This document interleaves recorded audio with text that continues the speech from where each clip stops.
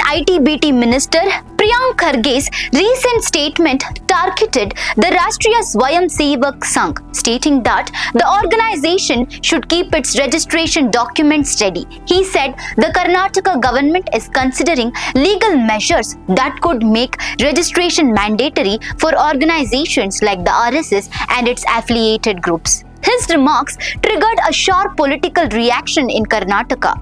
BJP leaders accused the Congress government of unnecessarily targeting the RSS. They argued that the organization has a presence not only across India but also in several countries worldwide.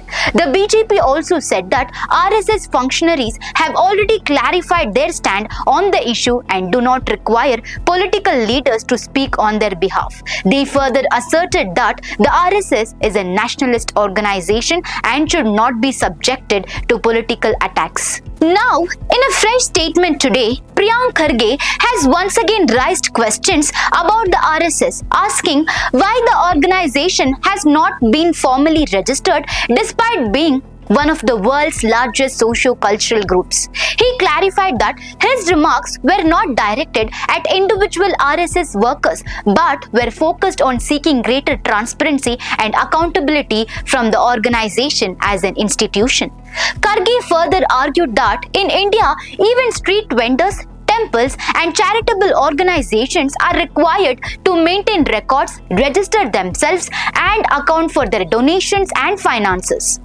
He questioned why the RSS should be exempt from similar scrutiny and accountability. He also emphasized that if the RSS wishes to hold marches and operate regularly within government institutions and public spaces, it should first clearly disclose its organizational structure, legal status and operational details, after which authorities can decide on permissions. Taking his criticism further, Kharge also referred to historical issues, claiming that the RSS had faced bans under the governments of Jawaharlal Nehru, Sardar Vallabhbhai Patel and later Indira Gandhi. He also alleged that during the emergency, RSS leadership had written letters to then Prime Minister Indira Gandhi expressing support for the emergency and calling it necessary for the country. He further urged BJP leaders to revisit historical editorials published in the RSS affiliated publication Organizer.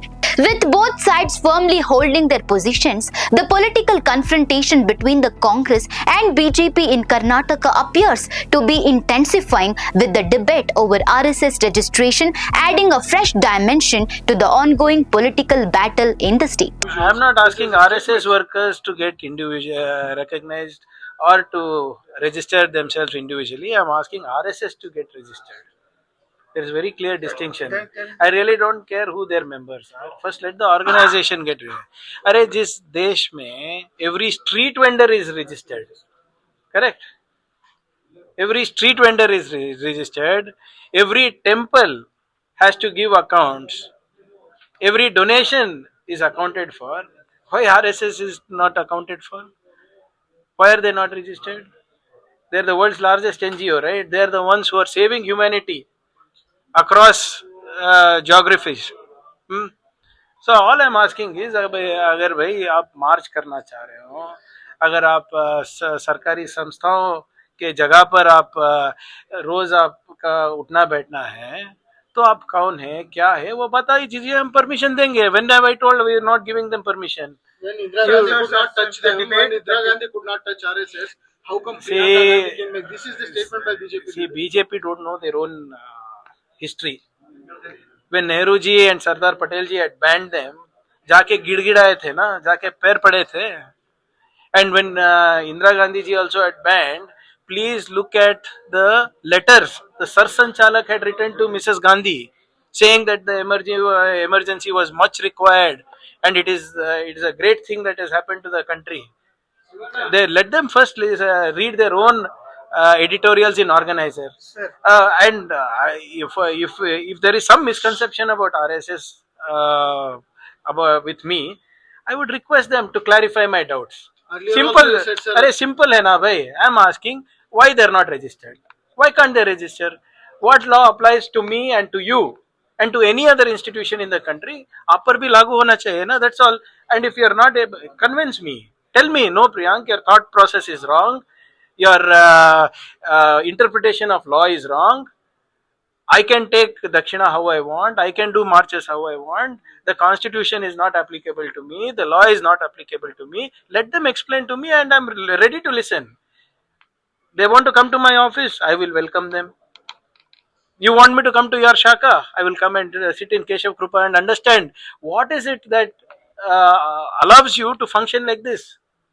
I'm asking them openly, sir. Either you call me to your Jagannath Bhavan or Keshav Krupa and tell me legally how what you are doing is correct, or you come to my office and explain to me what you are doing is correct. Sir, you will be limited to debate only, or there will be some legal procedure you are also going to. अरे 4 ही दिन हुआ मियाँ, नहीं 4 ही दिन हुआ मैंने home ministry लेके, इतना क्यों अर्जेंट कर रहा है?